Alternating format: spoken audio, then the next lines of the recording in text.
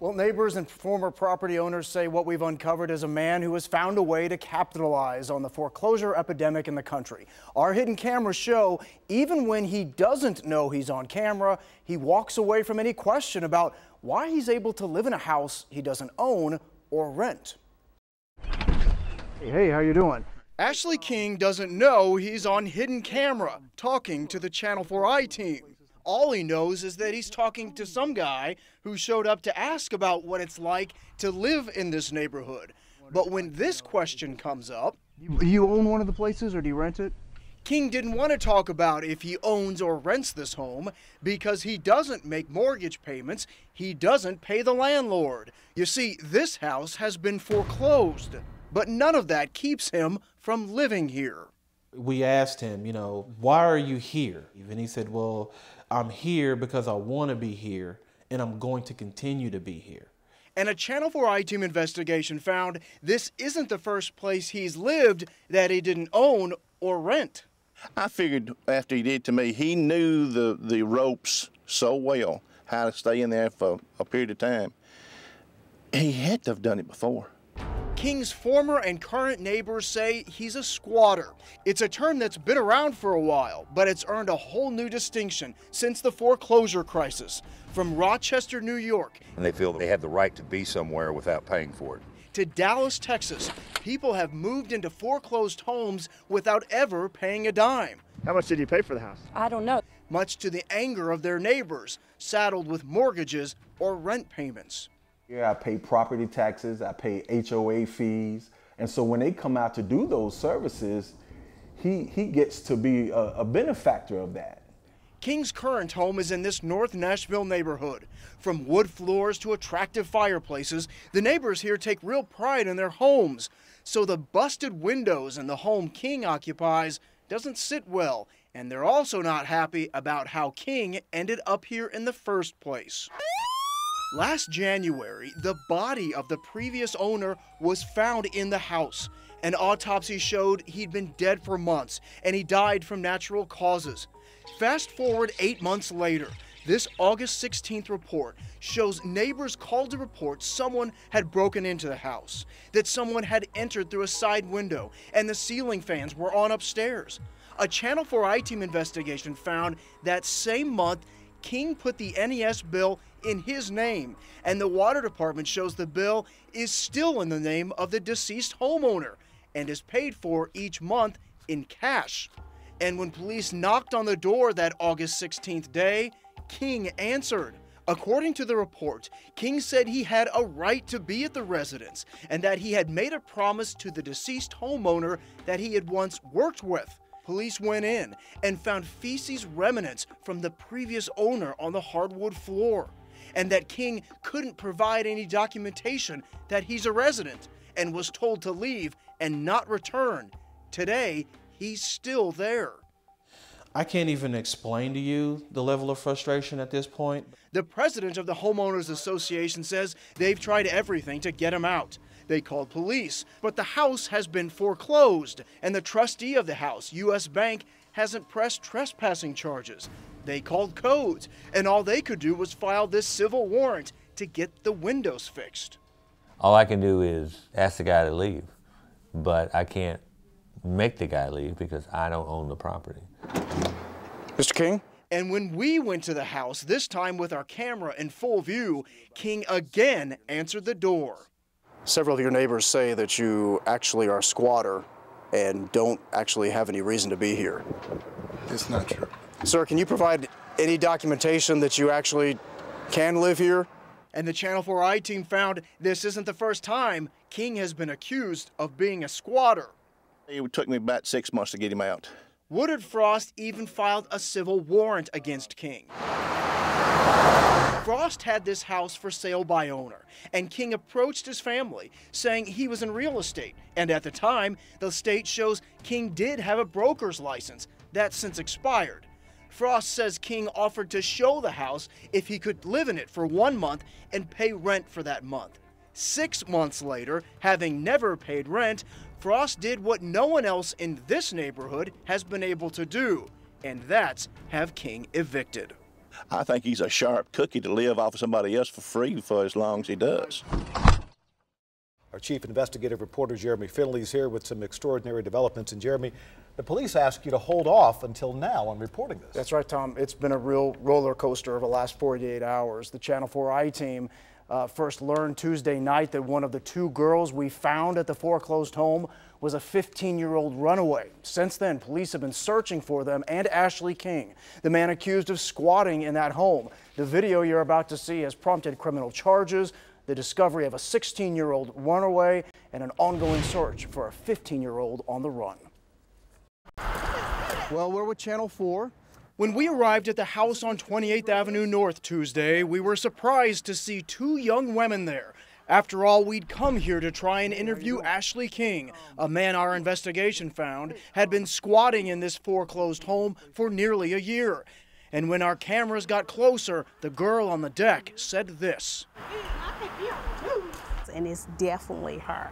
When Angela Bryant saw our story featuring the girls, she immediately called me and said that's her 15-year-old runaway cousin, Chloe Bryant. Angela is Chloe's legal guardian. Here's a photo of Chloe from Memorial Day. Here's the girl we saw on the deck. Angela says some of the clothes drying outside the foreclosed home are Chloe's and recognized the girl's voice when she realized she was on camera. My heart was broken because she doesn't know anything about this guy. I don't know him. For the next 24 hours, police scrambled to try and find King and the girls, taking out this arrest warrant, citing the Channel 4i team video and reporting as evidence to charge King. At 6:45 this morning, detectives arrived at the foreclosed home with the warrant, but no one answered the door. Then officers returned this afternoon to make another attempt and were surprised when the other girl from our video answered the door and admitted she's only 17. Through their investigations, they found out that she was a missing juvenile out of Mount Juliet. Metro detectives were stunned when King himself then arrived to pick up the girl. He ended up showing up at that location to pick that juvenile up, and we took him into custody at 1909 28th. Can you tell me what you were doing with those girls? King said nothing as he was brought into booking this afternoon. What's a 50-year-old man doing with a 15-year-old girl? It's scary because I'm wondering what he has these teenage girls doing and why he has them at their house. Tonight, another chapter in what's been an intriguing I-team investigation. Turns out the man accused of squatting in a foreclosed home and charged with harboring runaway girls is the son of a once prominent Tennessee lawmaker. And as our chief investigative reporter Jeremy Finley discovered, the accused squatter came very close to being on the Democratic primary ticket for U.S. Senate this year. This November, you could vote Corker for Senate. You could vote Clayton for Senate. But what about squatter for Senate? As bizarre as that may seem, accused squatter and alleged harborer of runaways, Ashley King, was one filing away from being a candidate in the Democratic primary for U.S. Senate. It's a very unique circumstance, no doubt about it. For months, the Channel 4i team has been exposing the behavior of King. First, we found him squatting in a foreclosed property for nearly a year. Then, our cameras found two runaway girls at the house. And as a result, King was later arrested and charged with harboring underage runaways.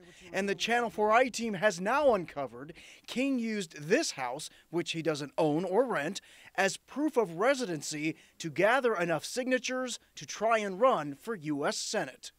Did he ever say why he wanted to run? He never said why he wanted to run. King's voting record shows he used the foreclosed house as his residence in order to register to vote in February. But when King went to vote in March, he was told he had to produce a photo ID. And the Secretary of State's office says King threatened to sue the state. Yeah, he didn't want to show his photo ID. In fact, he said that he didn't have any type of identification. He just felt like he should be able to go in and vote. Goins also said King threatened to sue again when he failed to notify the Democratic Party of his intention to run, something that's required by state law.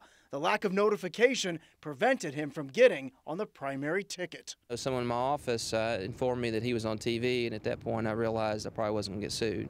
We once again came here to the house to try to find Mr. King. You may be thinking, the guy's been evicted. Why would you come back here to the house to try and find him? Well, that's because neighbors say after the bank had him removed, he moved back in. And here's his card.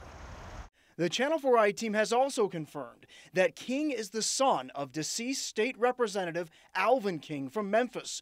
Our sister station in Memphis went to the former representative's home, but a woman who answered the door said Ashley King didn't live there anymore. Lawyers say enough is enough, and it's time to evict a man accused of squatting in a foreclosed property for more than a year. It is a saga that's been exposed every step of the way by the Channel 4i team. Our investigation even led to criminal charges for the accused squatter for allegedly harboring runaway girls at the house. For the first time, the accused squatter defended himself in court today, and our chief investigative reporter Jeremy Finley was there. Jeremy? Tom, you could see the lawyers' jaws drop in court today, especially when Ashley King described himself as a good guy and a whistleblower. What do you think else you want to tell me? I'm a nice guy. That's how Ashley King describes himself, but a Channel 4i team investigation found a whole lot of people feeling otherwise, including attorneys for the bank that owned the foreclosed house he's been living in for nearly a year. It's time to get Mr. King out of this property. Enough is enough. Here's a quick recap. The Channel 4i team exposed King living in the foreclosed property in North Nashville that was once owned by a man whose dead body was found in that home. His neighbors say King showed up there last summer and has been squatting there ever since without paying HOA fees, rent, or mortgage. We later found runaway girls there, and that prompted police to arrest him. Can you tell me what you were doing with those girls? Which brings us to today's court hearing. It's the latest attempt by the bank to force King out. You see, despite everything we've exposed, King still lives there.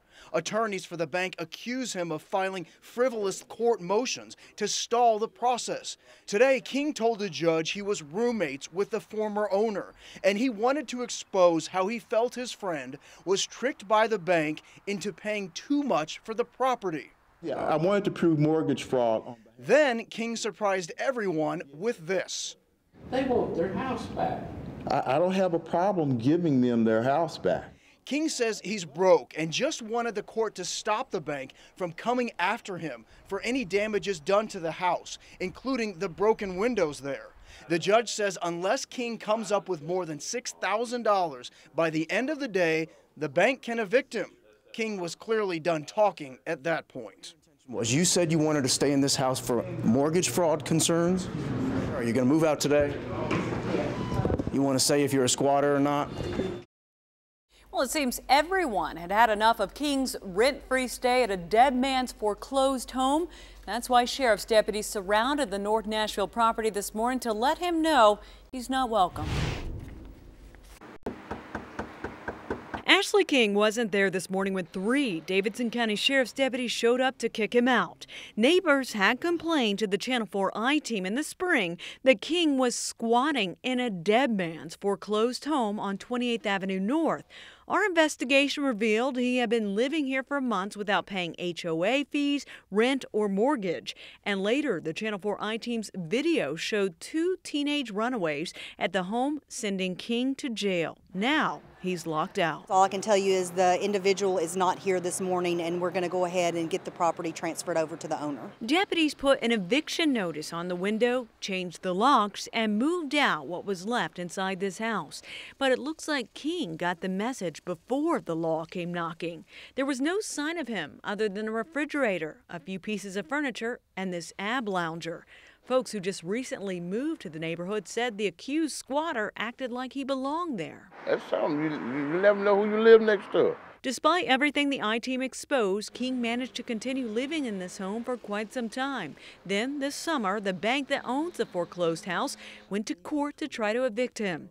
The bank's lawyer said King repeatedly used court filings to slow down the process. It's time to get Mr. King out of this property. They want their house back. I don't have a problem giving them their house back. But today's move means he could be arrested if he returns to this North Nashville home again.